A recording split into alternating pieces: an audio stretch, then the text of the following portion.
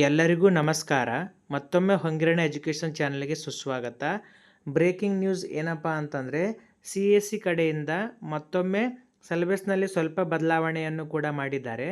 ಆ ಬದಲಾವಣೆ ಜೊತೆಗೆ ರೆಫರೆನ್ಸ್ ಬುಕ್ಸ್ಗಳನ್ನು ಏನು ಮಾಡಿದ್ದಾರೆ ಈ ಬಾರಿ ಅದರಲ್ಲಿ ಆ್ಯಡ್ ಮಾಡಿದ್ದಾರೆ ಅನ್ನುವಂತಂದರೆ, ಪರೀಕ್ಷಾ ದೃಷ್ಟಿಯಿಂದ ನಾವು ಪರೀಕ್ಷೆಗಳಲ್ಲಿ ಬರುವಂತಹ ಪತ್ರಿಕೆಗಳಲ್ಲಿ ಯಾವ ಪುಸ್ತಕಗಳನ್ನು ಓದಬೇಕು ಅನ್ನುವಂಥ ಒಂದು ಪಟ್ಟಿಗಳನ್ನು ಕೂಡ ಈಗಾಗಲೇ ನೀಡಿದ್ದಾರೆ ಅನ್ನುವಂಥದ್ದು. ಅದರ ಒಂದು ಸಂಪೂರ್ಣವಾದಂಥ ವಿವರಣೆ CSE ಕಡೆಯಿಂದ ಈಗಾಗಲೇ ಹೊರಡಿಸಿದ್ದಾರೆ ಅನ್ನುವಂಥದ್ದರ ಒಂದು ವಿವರಣೆಯನ್ನು ಈ ಒಂದು ವಿಡಿಯೋದಲ್ಲಿ ತಿಳ್ಕೊಳ್ತಾ ಹೋಗೋಣ ಅನ್ನುವಂಥದ್ದು. ಇದು GPSR ಪರೀಕ್ಷೆಯಲ್ಲಿ ಬರುವಂಥ ಪೇಪರ್ 2ಕ್ಕೆ ಸಂಬಂಧಪಟ್ಟ ಹಾಗೆ, ಯಾವುದಪ್ಪ ಅಂದರೆ ಪೇಪರ್ 2ಕ್ಕೆ ಸಂಬಂಧಪಟ್ಟ ಹಾಗೆ ವಿಷಯ ಯಾವುದಪ್ಪ ಅಂದರೆ ಆರ್ಟ್ಸ್ ಅಂದರೆ ನಾವು ತಿಳ್ಕೊಬೇಕಿಲ್ಲ ಅಂದರೆ ಏನಪ್ಪ ಅಂದರೆ ಸಮಾಜ ವಿಜ್ಞಾನ ಶಿಕ್ಷಕರಿಗೆ, ಸೋಷಿಯಲ್ ಸೈನ್ಸ್ ಬೋಧಿಸುವಂಥ ಶಿಕ್ಷಕರಿಗೆ ಸಂಬಂಧಪಟ್ಟ ಹಾಗೆ ಕೆಲವು ಒಂದು ಬದಲಾವಣೆ ವಿಷಯದಲ್ಲಿ ಬದಲಾವಣೆ ಮಾಡಿದ್ದಾರೆ. ಅದರ ಜೊತೆಗೆ ಒಂದು ರೆಫರೆನ್ಸ್ ಬುಕ್ಗಳನ್ನು ಕೂಡ ಕೊಟ್ಟಿದ್ದಾರೆ ನೋಡಿ. ಇದು ಇಂಗ್ಲೀಷ್ ಮೀಡಿಯಮ್ ಅವರಿಗೆ ಸಂಬಂಧಪಟ್ಟಿರುವಂಥ ಒಂದು ಸಿಲೆಬಸ್ ಆಗಿದೆ. ಇಲ್ಲೆಲ್ಲನೂ ಕೂಡ ನಾವು ಇಂಗ್ಲೀಷ್ ಮೀಡಿಯಮ್ ಅವರಿಗೆ ಸಂಬಂಧಪಟ್ಟಿರುವಂಥ ಒಂದು ಪಠ್ಯ ವಸ್ತು ಆಗಿದೆ ಅನ್ನುವಂಥ ಮೀನಿಂಗ್ ಆಫ್ ಹಿಸ್ಟ್ರಿ. ನಾವು ಒಟ್ಟಾರೆಯಾಗಿ ನಾವು ಪುಸ್ತಕಗಳನ್ನು ಓದಬೇಕಾಗಿರುವಂಥದ್ದು 6 to 10th ಮುಖ್ಯವಾಗಿ ಇಲ್ಲಿ ನಾವು ಓದಲೇಬೇಕದು ಇಂಗ್ಲೀಷ್ ಮೀಡಿಯಮಲ್ಲಿರುವಂಥ ಒಂದು ಶಿಕ್ಷಕರಿಗೆ. ಅದ್ರ ಜೊತೆಗೆ ಫಸ್ಟ್ PUC ಹಾಗೂ ಸೆಕೆಂಡ್ PUC ಪುಸ್ತಕಗಳನ್ನು ನಾವು ಮುಖ್ಯವಾಗಿ ಇಲ್ಲಿ ಓದಲೇಬೇಕಾಗಿದೆ ಅನ್ನುವಂಥದ್ದು. ಇವೆಲ್ಲವೂ ಕೂಡ 6ರಿಂದ 8ನೇ ತರಗತಿಯ ಒಂದು ಪಠ್ಯಪುಸ್ತಕ ಮೇನ್ ಆಗಿರುವಂಥದ್ದು ಏನಪ್ಪ ಅಂದರೆ 6ರಿಂದ 8ನೇ ತರಗತಿ. ಅದರ ಜೊತೆಗೆ ನಾವು 9ರಿಂದ 10ನೇ ತರಗತಿ ಪುಸ್ತಕಗಳು ಮತ್ತು 11ರಿಂದ 12ನೇ ತರಗತಿ PUC ಪುಸ್ತಕಗಳನ್ನ ನಾವಿಲ್ಲಿ ಓದಬೇಕಾಗಿತ್ತೆ ಅನ್ನುವಂಥ. ಇದೆಲ್ಲವೂ ಕೂಡ ಏನಾಗಿದೆಪ್ಪ ಅಂತಂದರೆ ಇದು ಇಂಗ್ಲೀಷ್ ಮೀಡಿಯಮ್ವರಿಗೆ ಸಂಬಂಧಪಟ್ಟಿರುವಂಥದ್ದು. ಮೀನಿಂಗ್ ಆಫ್ ಹಿಸ್ಟ್ರಿ, ಡೆಫಿನೇಷನ್ಸ್ ಮತ್ತು basic sources of Indian history, Bharata Varsha ಅನ್ನುವಂಥದ್ದು, ಮತ್ತು pre historic period, old stone age, middle stone age ಇವೆಲ್ಲವೂ ಕೂಡ ನಾವು 8th ಸ್ಟ್ಯಾಂಡರ್ಡಲ್ಲಿ ಬರುವಂಥದ್ದು. ಮತ್ತು ಎನಿಷಿಯಂಟ್ ಇಂಡಿಯನ್ ಸಿವಿಲೈಜೇಷನ್ ಮತ್ತು Vedic civilisation, ancient civilisation, Sanatana Dharma, rise of new religions in India, Buddhism ಇವೆಲ್ಲವೂ, ಮತ್ತು ಮೌರ್ಯ ಆರಿಜಿನ್ ಸೋರ್ಸಸ್, ಚಂದ್ರಗುಪ್ತ ಮೌರ್ಯ ಮತ್ತು ಕುಶಾನ, ಕನಿಷ್ಕ ಇವರೆಲ್ಲರನ್ನು ಕೂಡ ನಾವು ನೋಡ್ತೀವಿ. ಮತ್ತು ವರ್ಧನ, ಸೌತ್ ಇಂಡಿಯನ್ ಡೈನೆಸ್ಟೀಸ್ ಮತ್ತು ಕದಂಬಾಸನ್ನು ನಾವಿಲ್ಲಿ ನೋಡ್ತೀವಿ ಅನ್ನುವಂಥದ್ರ ಜೊತೆಗೆ ಗಂಗಾಸ್, ಚಾಳುಕ್ಯಾಸ್, ಪಲ್ಲವಾಸ್, ರಾಷ್ಟ್ರಕೂಟಾಸ್, ಚಾಲುಕ್ಯಾಸ್, ಚೋಳಾಸ್, ಹೊಯ್ಸಾಳಸ್, ವೆಸ್ಟರ್ನ್ ಎಲ್ಲ ಮುಖ್ಯವಾಗಿ ಯಾವ ಪದಪ್ಪ ಅಂದರೆ 8ನೇ ತರಗತಿಯ ಒಂದು ಪಠ್ಯಪುಸ್ತಕದಲ್ಲಿರುವಂಥದ್ದೇ ನೋಡಿ. ನೆಕ್ಸ್ಟ್ ಮುಂದುವರೆದು ಇವೆಲ್ಲವೂ ಕೂಡ 8ನೇ ತರಗತಿಯಲ್ಲಿ ಬರುವಂಥದ್ದು ಮತ್ತು 9ನೇ ತರಗತಿಯಲ್ಲಿ ಇವೆಲ್ಲವೂ ಕೂಡ ಒಳಗೊಂಡಿರುವಂಥದ್ದೇ ಒಂದು ವಿಷಯ ವಸ್ತು ಆಗಿದೆ ನೋಡಿ. ಯಾವುದಪ್ಪ ಅಂತಂದರೆ ನಾವು ನೋಡ್ತಾ ಹೋಗ್ಬೋದು. ಯಾವುದಪ್ಪ ಅಂತಂದರೆ ಸೌತ್ ಇಂಡಿಯನ್ ಡೈನೆಸ್ಟೀಸ್, ಕದಂಬಸ್ ನೋಡಿದ್ವಿ. ಹೌದಾ, Rashtrakuta, Chalukyas, Christians, Indian from 6th to 14th century, ಕಾರ್ಕೋಟಸ್, ಅಫ್ಘಾನಸ್ ಇನ್ವೇದಿಸ್. ಇದು 9th ಸ್ಟ್ಯಾಂಡರ್ಡಲ್ಲಿ ಬಂದಿರುವಂಥ ಒಂದು ಪಠ್ಯವಸ್ತು ಆಗಿದೆ ನೋಡಿ. ಅದ್ರ ಜೊತೆಗೆ 10thದಲ್ಲಿ ಕೂಡ ನಾವು ನೋಡ್ಬೋದು. ಅಂದರೆ ಇಲ್ಲಿ ರೆಫರೆನ್ಸ್ ಬುಕ್ಸ್ಗಳಾಗಿ ನಾವು ಕೂಡ ನಾವು ನೋಡ್ಬೋದು. ಯಾವುದಪ್ಪ ಅಂದರೆ ರೆಫರೆನ್ಸ್ ಬುಕ್ಸ್ಗಳನ್ನು ಇಲ್ಲಿ ಕೊಟ್ಟಿದ್ದಾರೆ ಅನ್ನುವಂಥದ್ದು. ಯಾವೆಲ್ಲ ರೆಫರೆನ್ಸ್ ಬುಕ್ಸ್ಗಳನ್ನು ನೋಡಿ, ಇಲ್ಲಿ ರೆಫರೆನ್ಸ್ ಬುಕ್ಸ್ಗಳಾಗಿ ನಾವು ಇಂಗ್ಲೀಷ್ ಮೀಡಿಯಮ್ ಅವರು ಯಾವ ಪುಸ್ತಕಗಳನ್ನು ಇಲ್ಲಿ ಓದಬೇಕಾಗುತ್ತಪ್ಪ ಅಂದರೆ ಹೆಚ್ಚು ಮುಖ್ಯವಾಗಿ ಇಲ್ಲಿ ಇಂಗ್ಲೀಷ್ ಮೀಡಿಯಮ್ ಅವರಿಗೆ ಸಂಬಂಧಪಟ್ಟ ಹಾಗೆ ರೆಫರೆನ್ಸ್ ಬುಕ್ಸ್ಗಳು. ಮೊದಲನೇದಾಗಿ 6th standard book part 1, 6th standard part 2 ಪುಸ್ತಕವನ್ನು ನೋಡಬೇಕು. ಮತ್ತು ಅದ್ರ ಜೊತೆಗೆ 7th, 8th, 9th, 10th ಬುಕ್ಸ್ಗಳನ್ನು ಮುಖ್ಯವಾಗಿ ಇಲ್ಲಿ ನಾವು ಓದಬೇಕು. ನಾನು ಆವಾಗಲೇ ಹೇಳಿದೆ 6 to 10th ಬುಕ್ಸ್ಗಳನ್ನು 6 to 10th ಬುಕ್ಗಳನ್ನು ನಾವು ಮುಖ್ಯವಾಗಿ ಇಲ್ಲಿ ಓದಲೇಬೇಕಾಗುತ್ತೆ ಅನ್ನುವಂಥ 6 to 10th ಬುಕ್ಸ್ಗಳನ್ನು ಓದಬೇಕಾಗತ್ತೆ. ಮತ್ತು ಅದರ ಜೊತೆಗೆ history, political science, geography and economics text books published by department of pre university. ಅಂದರೆ ಫಸ್ಟ್ PUC ಮತ್ತು ಪುಸ್ತಕಗಳನ್ನು ನಾವಿಲ್ಲಿ ಸೆಕೆಂಡ್ PUC ಪುಸ್ತಕಗಳನ್ನು ನಾವಿಲ್ಲಿ ಓದಬೇಕು. ಅದ್ರ ಜೊತೆಗೆ text books of degree classes as per ಸಿಲೆಬಸ್ಗೆ ಅನುಗುಣವಾಗಿ ಡಿಗ್ರಿಯ ಒಂದು ಪಠ್ಯ ಪುಸ್ತಕಗಳನ್ನು ಕೂಡ ನಾವಿಲ್ಲಿ ಓದಬೇಕಾಗುತ್ತೆ ಅನ್ನುವಂಥ. ನೆಕ್ಸ್ಟ್ ಮುಂದುವರೆದು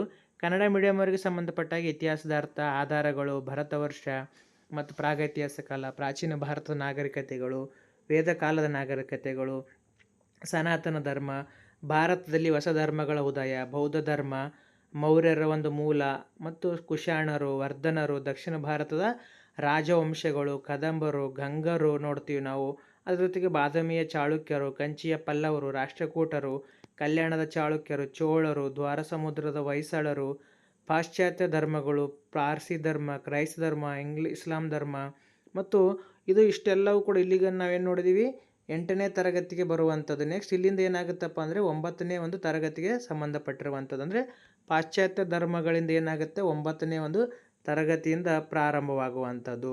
ಇಸ್ಲಾಂ ಧರ್ಮ, ಕಾಶ್ಮೀರದ ಕಾರ್ಕೋಟರು, ಅಫ್ಘಾನ್ ದಾಳಿಕೋರರು, ದೆಹಲಿಯ ಸುಲ್ತಾನರು, ಭಾರತ ಮತ ಪ್ರವರ್ತಕರು, ವಿಜಯನಗರ ಸಾಮ್ರಾಜ್ಯ, ಬಹುಮನಿ ಸುಲ್ತಾನರು, ಬಿಜಾಪುರದ ಆದಿಲ್ಶಾಹಿಗಳು, ಮೊಘಲರು, ಮರಾಠರು, ಭಕ್ತಿ ಚಳವಳಿ, ಸೂಫಿ ಸಂತರು ಇವೆಲ್ಲವೂ ಕೂಡ ನಾವು 9ನೇ ತರಗತಿಯಲ್ಲಿ ನೋಡುವಂಥದ್ದು. 10ನೇ ತರಗತಿಗೆ ಭಾರತಕ್ಕೆ ಯುರೋಪಿಯನ್ನರ ಆಗಮನ, ಭಾರತದಲ್ಲಿ ಬ್ರಿಟಿಷ್ ಆಳ್ವಿಕೆ ವಿಸ್ತೀರ್ಣ ಮತ್ತು ಅವರ ಒಂದು ಆಳ್ವಿಕೆಯ ಪರಿಣಾಮಗಳು, ಸಂವಿಧಾನಾತ್ಮಕ ಬೆಳವಣಿಗೆಗಳು ಯಾವ್ಯಾವಿದ್ದಾವೆ, ಮೈಸೂರಿನ ಒಡೆಯರು, ಕರ್ನಾಟಕದಲ್ಲಿ ಬ್ರಿಟಿಷರ ಆಳ್ವಿಕೆಯ ಪ್ರತಿರೋಧಗಳು, ಸಾಮಾಜಿಕ ಧಾರ್ಮಿಕ ಸುಧಾರಣಾ ಚಳವಳಿಗಳು, ಭಾರತ ಪ್ರಥಮ ಸ್ವಾತಂತ್ರ್ಯ ಸಂಗ್ರಾಮ ಇವೆಲ್ಲವೂ ಕೂಡ ನಾವು ಇತಿಹಾಸದಲ್ಲಿ ನೋಡುವಂಥದ್ದು. ಮತ್ತು ರಾಜ್ಯಶಾಸ್ತ್ರದಲ್ಲಿ ಇದು 8ನೇ ತರಗತಿದ್ದು ರಾಜ್ಯಶಾಸ್ತ್ರದ ಅರ್ಥ, ಪೌರ ಮತ್ತು ಪೌರತ್ವ, ಅದೇ ರೀತಿಯಾಗಿ ಪ್ರಜಾಪ್ರಭುತ್ವ, ಸ್ಥಳೀಯ ಸ್ವಯಂ ಸರ್ಕಾರಗಳು, ಭಾರತದ ಸಂವಿಧಾನ, ಕೇಂದ್ರ ಸರ್ಕಾರ, ರಾಜ್ಯ ಸರ್ಕಾರ ಮತ್ತು ಭಾರತದ ನ್ಯಾಯಾಂಗ ವ್ಯವಸ್ಥೆ, ಚುನಾವಣಾ ವ್ಯವಸ್ಥೆ, ದೇಶದ ರಕ್ಷಣೆ, ರಾಷ್ಟ್ರೀಯ ಭಾವೈಕ್ಯತೆ, ಅಂತಾರಾಷ್ಟ್ರೀಯ ಸಂಬಂಧಗಳನ್ನು ಕೂಡ ನಾವಿಲ್ಲಿ ಅಧ್ಯಯನ ಮಾಡಬೇಕು. ಅದರ ಜೊತೆಗೆ ಸಾರ್ವಜನಿಕ ಆಡಳಿತದ ಒಂದು ಪರಿಚಯ, ಭಾರತಕ್ಕಿರುವಂಥ ಸವಾಲುಗಳು ಮತ್ತು ಅವುಗಳ ಪರಿಹಾರೋಪಾಯಗಳು,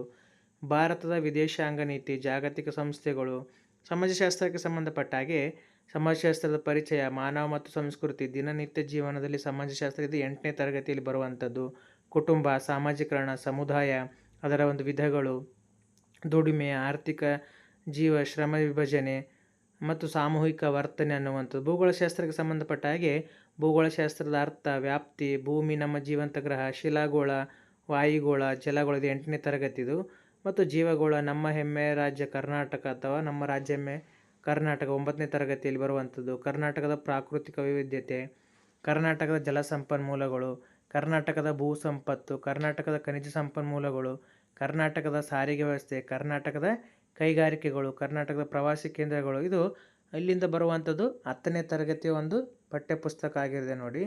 ಇಲ್ಲಿ ಬರುವಂಥದ್ದು ಭಾರತದ ಭೌಗೋಳಿಕ ಸ್ಥಾನ, ಪ್ರಾಕೃತಿಕ ಲಕ್ಷಣಗಳು, ಭಾರತದ ವಾಯುಗುಣ, ಭಾರತದ ಮಣ್ಣುಗಳು, ಭಾರತ ಅರಣ್ಯ ಸಂಪತ್ತು, ಭಾರತದ ಜಲ ಸಂಪನ್ಮೂಲಗಳು, ಖನಿಜ ಸಂಪನ್ಮೂಲಗಳು, ಭೂ ಸಾರಿಗೆ, ಜಲ ಸಾರಿಗೆ, ರೈಲು ಸಾರಿಗೆ ನೋಡ್ತೀವಿ. ಮತ್ತು ಪ್ರಮುಖ ಕೈಗಾರಿಕೆಗಳು, ಅರ್ಥಶಾಸ್ತ್ರಕ್ಕೆ ಸಂಬಂಧಪಟ್ಟ ಹಾಗೆ ಅರ್ಥಶಾಸ್ತ್ರದ ಅರ್ಥ, ಮೂಲ ಪರಿಕಲ್ಪನೆಗಳು, ಆರ್ಥಿಕ ರಚನೆ, ಭಾರತ ಅರ್ಥವ್ಯವಸ್ಥೆಯ ವಲಯಗಳು, ಹಣ ಮತ್ತು ಸಾಲ, ಬ್ಯಾಂಕಿಂಗ್ ನೋಡ್ತೀವಿ, ಶ್ರಮ ಉದ್ಯೋಗ, ಅರ್ಥವ್ಯವಸ್ಥೆ, ಗ್ರಾಮೀಣ ಅಭಿವೃದ್ಧಿ, 73ನೇ ಸಂವಿಧಾನ ತಿದ್ದುಪಡಿ, ಸಾರ್ವಜನಿಕ ಹಣಕಾಸು ಮತ್ತು ಮುಂದುವರೆದು ವ್ಯವಹಾರ ಅಧ್ಯಯನ, ಅದರ ಅರ್ಥ, ಪ್ರಾಮುಖ್ಯತೆ, ವಿವಿಧ ವ್ಯವಹಾರ ಸಂಘಟನೆಗಳ ಹುಟ್ಟು, ದೊಡ್ಡ ಪ್ರಮಾಣದ ವ್ಯವಹಾರ ಸಂಘಟನೆಗಳು, ವ್ಯವಹಾರದ ನಿರ್ವಹಣೆ, ಮಾರುಕಟ್ಟೆ, ಬ್ಯಾಂಕಿಂಗ್ ವ್ಯವಹಾರಗಳು, ಉದ್ಯಮಶೀಲತೆ ಇವೆಲ್ಲವನ್ನು ನಾವು ನೋಡ್ತೀವಿ. ಆದರೆ ಇಲ್ಲಿ ರೆಫರೆನ್ಸ್ ಪರಾಮರ್ಶನ ಗ್ರಂಥಗಳು ಅಂತ ಹೇಳ್ತೀವಿ. ಅಂದರೆ ಯಾವ ಪುಸ್ತಕಗಳನ್ನು ಓದಬೇಕಪ್ಪ ಅಂದರೆ 6ನೇ ತರಗತಿಯ ಭಾಗ 1, ಭಾಗ 2 ಮತ್ತು 7ನೇ ತರಗತಿಯ ಭಾಗ 1, ಭಾಗ 2 ಒಟ್ಟಾರೆಯಾಗಿ 6ರಿಂದ 10ನೇ ತರಗತಿಯ ಒಂದು ಪುಸ್ತಕಗಳನ್ನು ಸಂಪೂರ್ಣವಾಗಿ ನಾವಿಲ್ಲಿ ಸಮಾಜ ವಿಜ್ಞಾನ ಬೋಧಿಸುವಂತಹ